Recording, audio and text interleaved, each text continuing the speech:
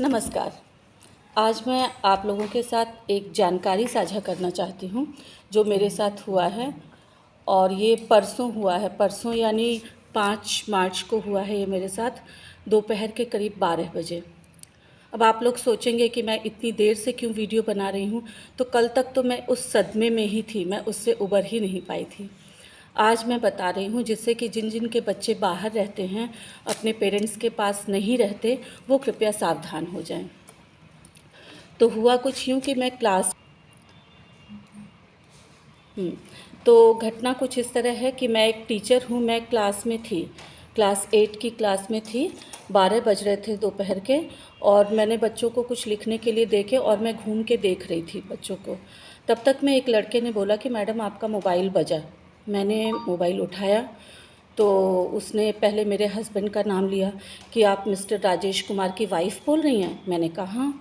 तो आप स्वाति चौधरी की मम्मी बोल रही हैं। मैंने कहा हाँ। तो आपकी बेटी कहाँ रहती है, क्या करती है? मैंने कहा मैं आपको क्यों बताऊं कि मेरी बेटी कहाँ रहती है, क्या करती है? तो बोले कि बताना तो आपको पड़ेगा, आपकी बेटी को हमने गिरफ़्तार कर लिया है, वो अरेस्ट हो चुकी है और वो एक फ्रॉड किया था उसने, इसलिए अरेस्ट हो चुकी है। तब मैं थोड़ा घबरा गई। मैंने पूछा कि क्या फ़्रॉड किया उसने? तो बोले कि वो एक लड़के को ब्लैकमेल कर रही थी, 4 लड़कियां मिलके। तो वो चारों अरेस्ट हो गई हैं। 3 को तो सज़ा भी हो गई है, 7 साल की सज़ा और 4 लाख रुपए जुर्माना। आपकी बेटी का फ़ॉल्ट थोड़ा कम है, इसलिए हम उसे कंसीडर कर सकते हैं, छोड़ सकते हैं। और डीएसपी साहब अभी यहाँ पे हैं और हम बम्बई पुलिस से बोल रहे हैं उनको, क्योंकि मैं बता चुकी थी तब तक कि मेरी बेटी बॉम्बे में है, बीएआरसी में साइंटिस्ट है।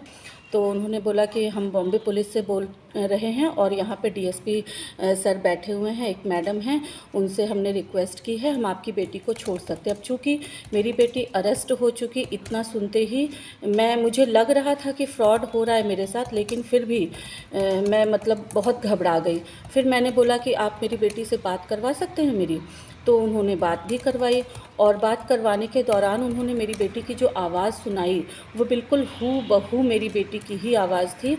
और वो बोल रही थी कि मम्मी मुझे बचा लो, मम्मी हमने कुछ नहीं किया, इन लोगों ने मुझे फंसा दिया, मम्मी इस बार बचा लो प्लीज़।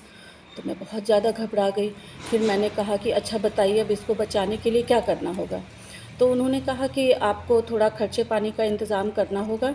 मैंने कहा कितना पैसा? तो बोले कि 60,000 आपको देना होगा। अब गलती से मैंने 60,000 को 7,000 सुना।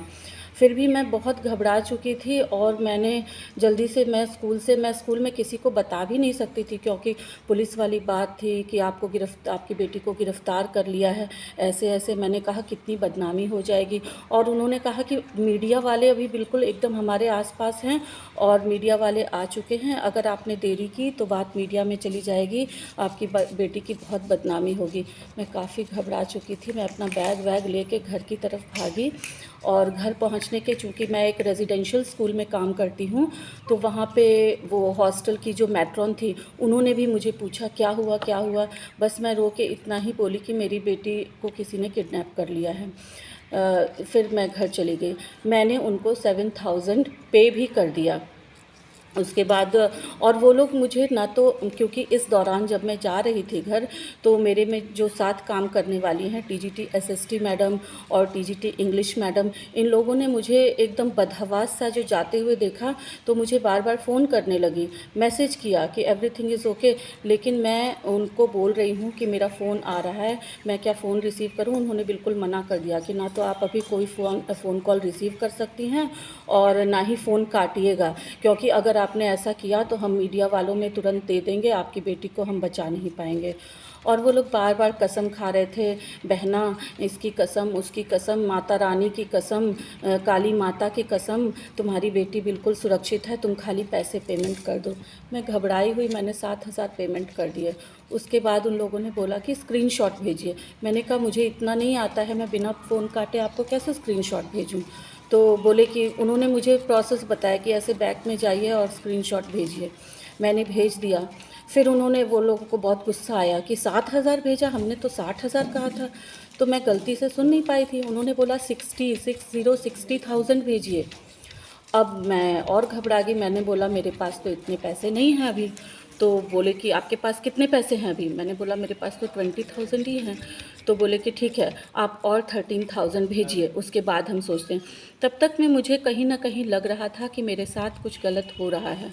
तो मैंने एक पेन लिया और घर से बाहर निकल के किसी तरह से मैंने मैट्रॉन मैडम के हाथ पे अपने हस्बैंड का नंबर लिखा और उनको इशारे में बोला कि आप इनको फ़ोन करिए और बोलिए कि बेटी खतरे में है।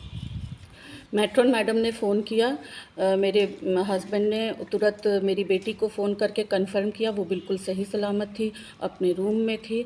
उसके बाद मैट्रॉन मैडम को उन्होंने फिर से फ़ोन किया, फिर टीजीटी इंग्लिश मैडम भी तब तक मेरे पास पीछे से पहुंच चुकी थी, अपर्णा मैडम। उन्होंने बोला कि मैंने भी बात की है, बिल्कुल आपकी बेटी को कोई प्रॉब्लम नहीं है, बिल्कुल। और तब तक में ये जो स्कैमर था वो फ़ोन पे ही मेरे साथ था, व्हाट्सएप नंबर पे मेरे से बात कर रहा था। और उसके बाद फिर मैं थोड़ा सा रिलैक्स हुई, फिर इंग्लिश मैडम को मैंने फ़ोन दिया, इंग्लिश मैडम ने भी उससे बात की, उसको डांटा। तो इस तरह से उन्होंने मेरी बेटी की आवाज़ निकाल के बिल्कुल हूबहू और मुझे परेशान किया।